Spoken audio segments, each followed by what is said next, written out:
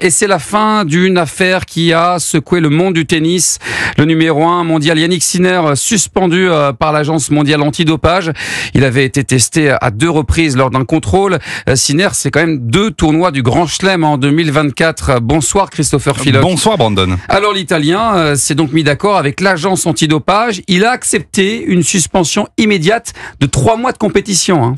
Oui, l'Italien avait été contrôlé positif au clostebol, une substance interdite, mais s'est défendu en affirmant que ce stéroïde anabolisant lui avait été administré par un membre de son staff par le biais d'un massage. L'instance a depuis reconnu que le dopage a eu lieu à l'insu du joueur et n'était donc pas intentionnel.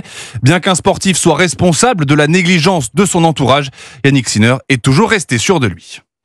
Mes amis savent que je ne me suis jamais dopé. J'ai toujours fait très attention à être un joueur honnête.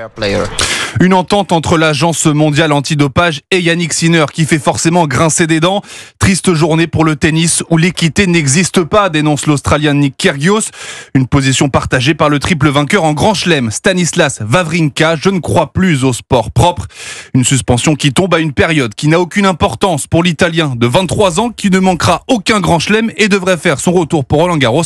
Le transalpin ne devrait même pas perdre sa place de numéro 1 mondial. Merci beaucoup Christopher Philoc. Et toujours du tennis, un petit mot quand même d'Hugo Humbert, le Français qui se qualifie pour la finale du tournoi ATP 250 de Marseille. Il affrontera potentiellement Medjegovic. Il joue en ce moment face au Russe Medvedev.